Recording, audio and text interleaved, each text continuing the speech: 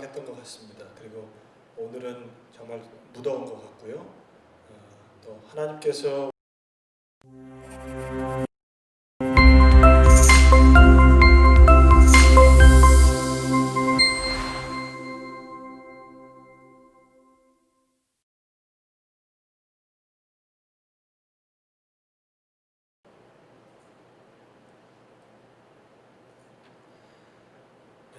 행복한 안식일입니다. 여러분 한 주간 동안 평안하셨죠? 이번 주는 날씨가 정말 오락가락했던 것 같습니다. 그리고 오늘은 정말 무더운 것 같고요. 또 하나님께서 우리를 평안하고 안전하게 지켜주시는 그 은혜와 사랑에 감사하는 안식일 되시기를 간절히 소망합니다. 우리 다 같이 묵상기도로 안식일 환영 예배 시작하도록 하겠습니다.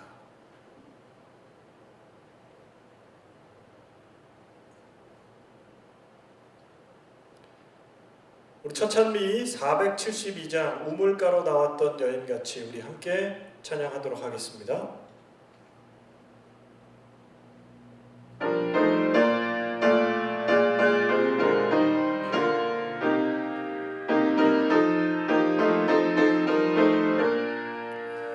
우물가로 나왔던 여인같이 나 헛된 것을 구했네.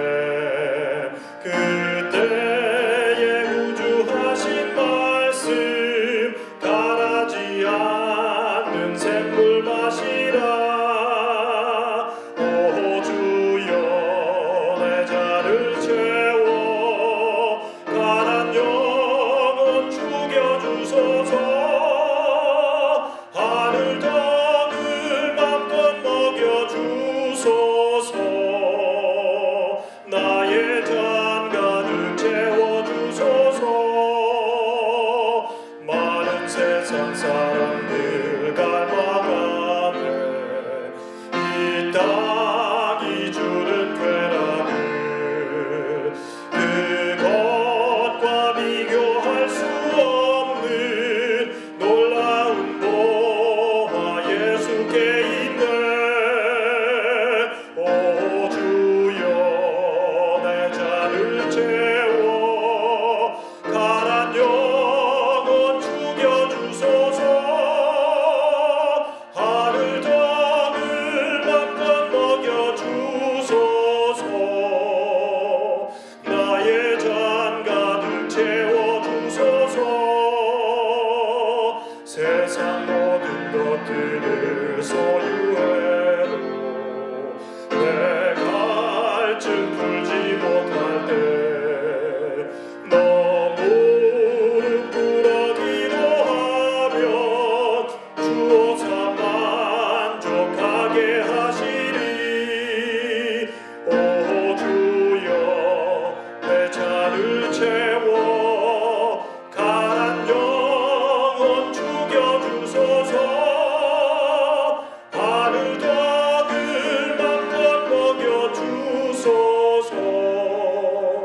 나의 잔 가득 채워주소서. 아멘. 우리 기도하시겠습니다. 사랑의 아버지 하나님, 한 주간 동안 저희를 안전하게 지키시고 안식일이 시작하는 이 시간 우리를 예배의 자리로 초청하여 주시니 감사합니다.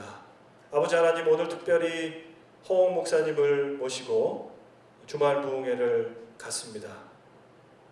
말씀을 준비하신 목사님에게 함께 해주시고 또 우리가 함께 선포되는 말씀을 들음으로 하나님의 음성을 듣고 하나님 중심으로, 말씀 중심으로 살아가는 우리 모든 성도들 될 수 있도록 인도하여 주시옵소서.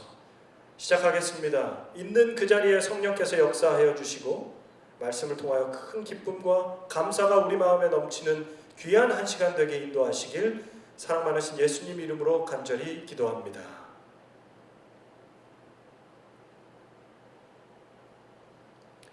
네, 오늘 교회에서 미리 광고를 한 대로 영상으로 주말 부흥회를 하는 시간입니다. 오늘 저녁과 내일 안식일 설교를 또 우리 성도들과 함께 나누실 목사님을 좀 소개하는 시간을 갖도록 하겠습니다. 우리 목사님 성함은 허옥 목사님이시고요.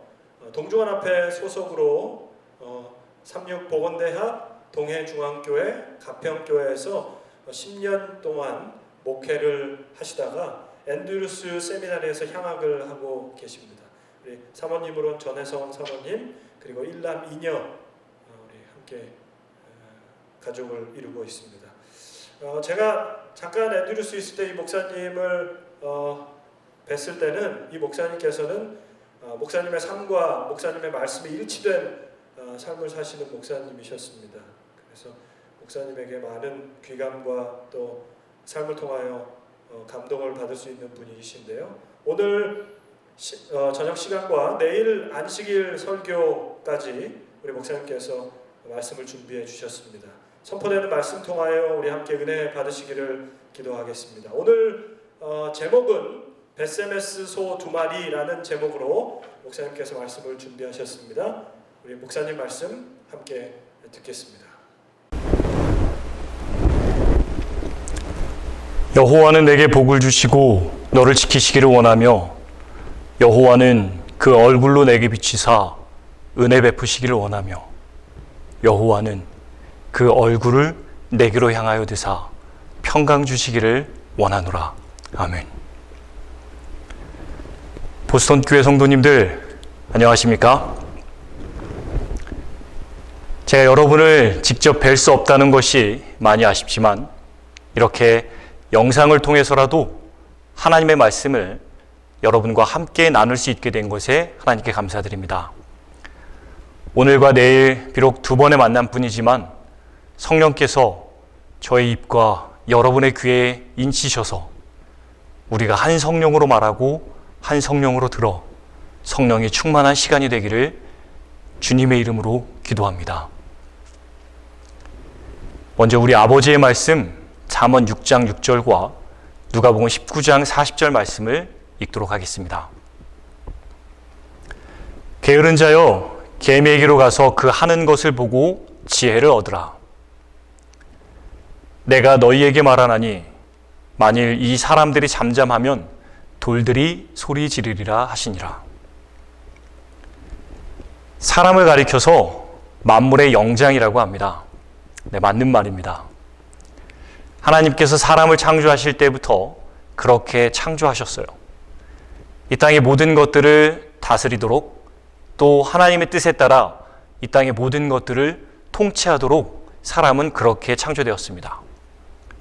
또한 사람만이 하나님의 형상으로 창조되었고 사람만이 하나님과 교제를 나눌 수 있는 존재로 창조되었습니다. 즉 하나님께서 사람을 창조하실 때에는요, 사람을 당신의 자녀로 당신과 교제를 나눌 존재로 창조하셨어요. 그러나 그럼에도 불구하고 세상에 존재하는 모든 피조물들은 사람뿐만이 아니라 모든 피조물들, 그 모든 피조물들은 하나님의 품성을 투영하고 있습니다. 죄 없던 시절에 아담과 하와는 무엇을 하면서 살았을까요? 하나님께서 창조하신 모든 천연계를 통하여 하나님을 알아가는 일을 했습니다. 그들은 돌이든 새든 물이든 무엇이든 간에 하나님께서 창조한 그 창조물들에 투영된 하나님을 연구하고 또 하나님의 사랑을 더욱더 깊이 그 연구를 통하여 깨닫는 일을 했죠. 우리가 하늘에 가면 영원히 뭘 할까요? 우리 역시 영원한 시대를 통하여 하나님의 창조물들에 반영된 또 투영된 하나님을 배워가게 되는 것입니다. 그것이 개미가 됐든 돌이 됐든 물이 됐든 우주가 됐든 모든 것들을 통해 우리는 하나님을 아는 지식의 자라남을 경험하게 될 것입니다. 지금도 마찬가지입니다. 지금 우리 주변에 존재하는 모든 것들은 하나님의 교과서로서 존재합니다. 비록 우리가 하나님의 창조물 중에서 최고의 자리에 또 만물의 영장으로 위치해 있는 것은 사실이지만 하나님께서는 당신의 모든 피조물들을 통하여 우리에게 당신 자신을 계시하시고 또한 때로 그것들을 통하여 우리를 교육하십니다.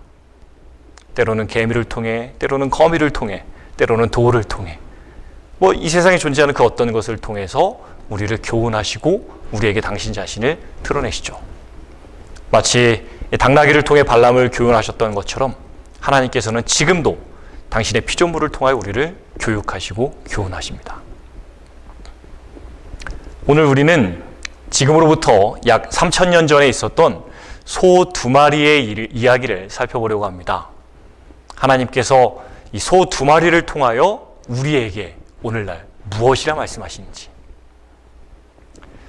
성경 사무엘상 4장에는 이스라엘과 블레셋의 전쟁이 기록되어져 있습니다. 한 3000년 정도 전의 이야기입니다. 아벡 전투라고 불리는 전투였고요. 블레셋과 이스라엘 사이에 있는 이 전쟁에서 이스라엘은 지고 맙니다. 그리고 그 전쟁에 패하면서 한 1000명 정도가 죽임을 당했어요. 전투에서 지자 이스라엘은 이 성소에 있던 여호와의 법궤를 가져오면 우리가 이길 수 있다라고 생각을 해요. 약간 이 오늘날의 어떤 부적처럼 성소를 그렇게 생각한 거죠. 그래서 실제로 성소에 있는 법궤를 가지고 전쟁터로 옵니다. 그러나 그 다음 전투에서도 이스라엘은 블레셋에게 완전 지고 맙니다. 그 전투에서는 3만 명 정도가 죽임을 당합니다. 그리고 여호와의 법궤까지 블레셋에게 뺏기고 말아요. 이 블레셋 사람들은 빼앗은 법궤를 가지고 아스돗이라는 자신의 도시로 갑니다. 그리고 그 도시에 자기들이 섬기고 있는 이 다곤신이라는 다곤신을 모시고 있는 이 신전 안에다가 법궤를 놓아두어요.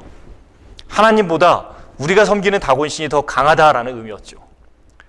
그러나 그 법궤로 인하여 아스돗에 큰 재앙이 임하고, 그리고 블레셋 사람들이 이 재앙을 우리가 견디지 못하겠다라고 하고 그 법궤를 가드라는 곳으로 옮겨요.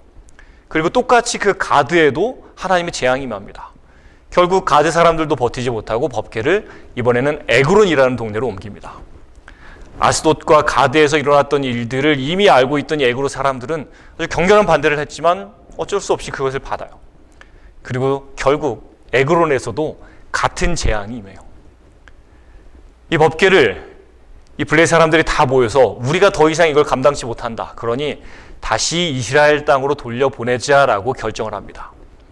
그리고 당시 에그론에서 가장 가까운 이스라엘 지역이 벳세메스라라는 지역이었는데요. 이 벳세메스라는 지역에 법궤를 돌려보내기로 결정을 해요. 이 법궤를 다시 이스라엘로 돌려보내기 위해서 선택한 방법이 어미소 2마리였습니다. 어미소 2마리가 끄는 수레 위에다가 법궤를 올려놓고 벳세메스로 이렇게 보내보는 것이에요. 어미소가 새끼 송아지를 버리고 벳세메스로 바로 가느냐 그렇지 않느냐에 따라 재앙이 하나님께로부터 왔느냐 아니면 우연이었냐라는 것을 결정하겠다라는 것이었어요. 이것은 상당히 좀 리즈너블한 결정이죠. 왜냐하면 그 어미소 2마리를 누가 몰거나 끄는 것도 아니라요. 그냥 어미소 2마리에다가 수레를 올려놓고 그 위에다가 법궤를 놔두고 풀어놓는 겁니다. 이들이 무슨 벳세메스라는 이 소들이 벳세메스가 어딘지를 어떻게 알겠어요? 그러나 그냥 풀어놓는 것이에요. 그리고 이 소들이 벳세메스로 가면 이건 하나님께서 하신 일이다 라는 것이죠. 그리고 우리가 잘 아는 대로 어미소들은 이 새끼 송아지를 뒤에다 버려두고 울면서도 벳세메스로 직진합니다. 그리고 그 소들은 벳세메스에 도착하였을 때에 그 벳세메스 사람들에 의하여서 하나님께 드리는 제사의 제물이 되었습니다. 오늘 하나님께서 이 벳세메스로 향하던 이 어미소 두 마리를 통하여 우리에게 중요한 교훈을 주고 계십니다. 하나님의 복음을 가진 자들이, 하나님을 믿는 자들이, 하나님의 사업을 하는 자들이 이 땅에서 어떠한 삶을 살아야 하는지를 우리에게 가르쳐주고 계신 것이죠. 사무엘상 6장의 이 두 마리의 암소가 우리에게 가르치고 있는 교훈 중 첫 번째는 울더라도 가야 한다라는 것입니다. 울더라도 가야 한다. 짐승 중에 이 소의 모정은 대단히 유명합니다. 2001년에 우리 대한민국의 구지역이 돌았을 때에 수많은 소들이 살처분됐습니다. 방역요원들이 나와가지고 목장을 돌면서 살처분 대상 소들에게 안락사 주사를 놓아줬어요. 그냥 생매장을 할 수는 없으니까. 그리고 이 요원들이 한 소에게 안락사 주사를 이렇게 딱 놓았는데 그때 이 어린 송아지 한 마리가 자신들이 방금 안락사 주사를 놓은 이 소에게 다가왔어요. 어미소였던 것이에요. 그리고 송아지가 딱 이미 안락사 주사를 놓았는데 그 송아지가 와서 그 어미 젖을 달라고 보채기 시작했어요. 일반적으로 이 안락사 주사를 맞으면요 10초에서 1분 내에 죽는다라고 해요. 굉장히 독한 주사죠. 주사를 맞는 순간부터 죽어가기 시작하는 것이에요. 10초면은 뭐 순식간에 죽는 것이에요. 그런데 이 주사를 맞은 어미소가 젖달라는 송아지에게 태연하게 젖을 물렸어요. 이 새끼 송아지는 아무것도 모른 채 어미의 젖을 먹기 시작했습니다. 1분이 지났을 때에 새끼에게 젖을 먹이고 있는 어미소의 다리가 이렇게 떨리기 시작했어요. 하지만 쓰러지지는 않고 버텼어요. 그리고 2분, 3분 동안 이 새끼에게 젖을 먹였어요. 그리고는 송아지가 젖을 다 먹은 후에 입을 떼자마자 이 어미소는 쓰러졌어요. 보통 10초에서 1분 이내에 죽어야 정상인데 자식에게 마지막 젖을 물리기 위해서 3분을 버틴 이 어미소의 모정이었던 것이죠. 또 2년 전 인도에서도 찍힌 이 영상이 큰 화제가 됐었던 적이 있습니다. 1분도 안 되는 짧은 영상인데요. 잠깐 보도록 하겠습니다.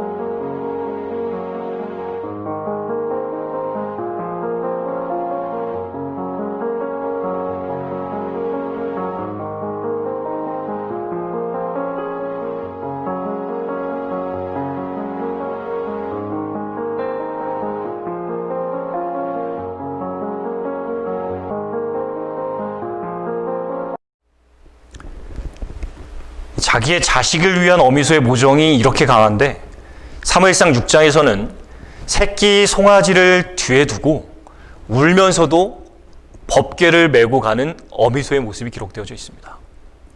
자식을 두고 가는 슬픔에 울부짖어요, 이 소가. 그런데도 자기가 메고 있는 이 법궤가 가야 하는 곳으로 가는 것입니다. 이 벳세메스로 향하는 소의 모습과 관련해서 예수님께서 직접 하신 말씀이 마태복음 10장 37절의 말씀입니다.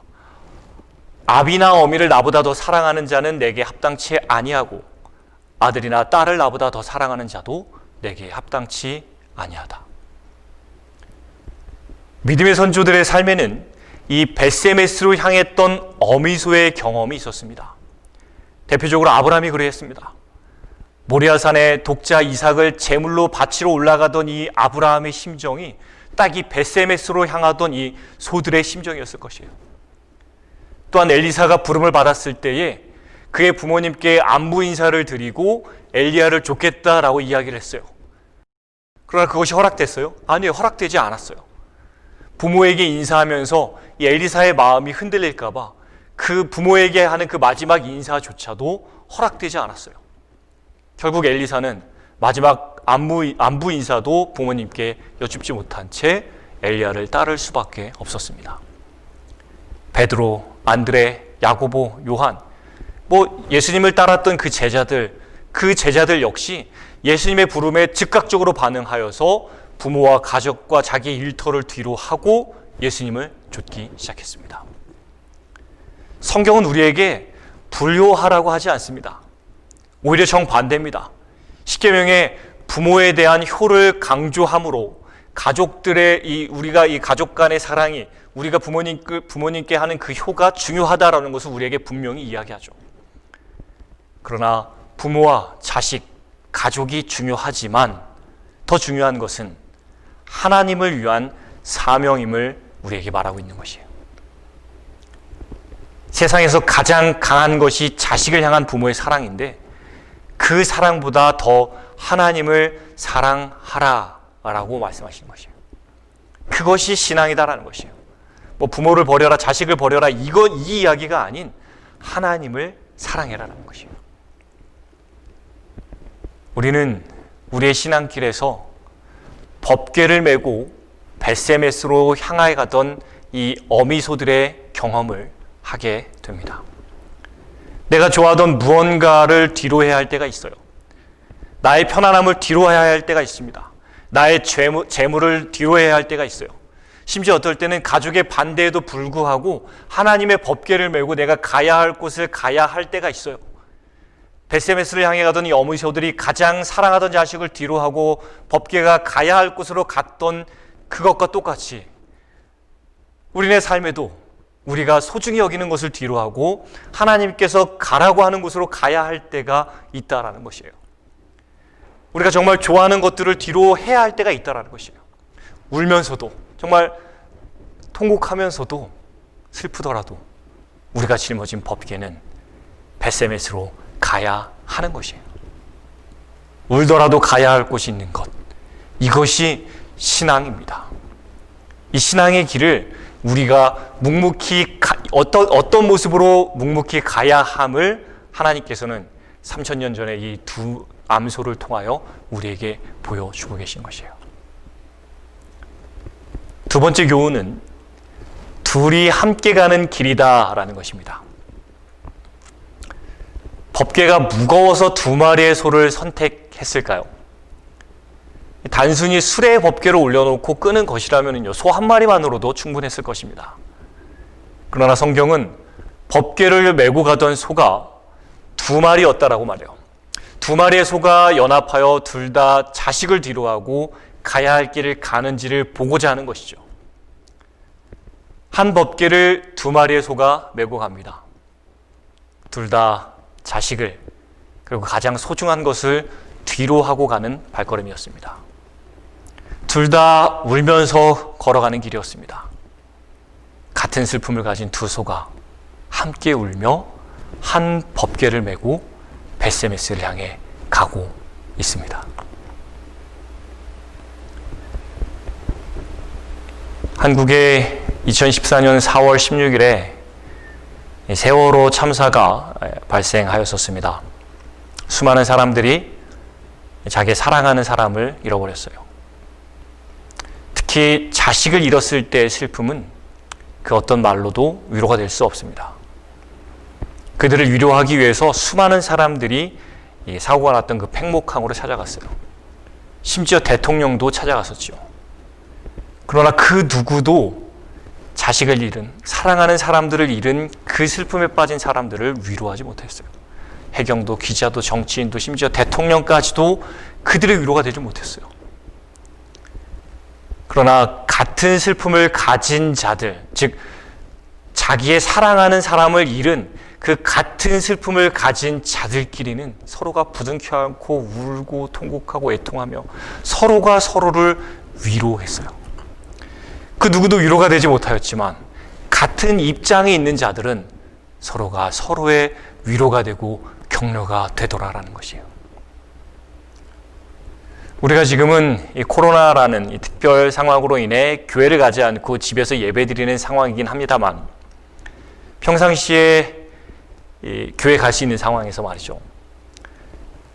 만약 우리가 교회를 가지 않고 집에서 혼자 예배드리면 그건 잘못된 예배일까요?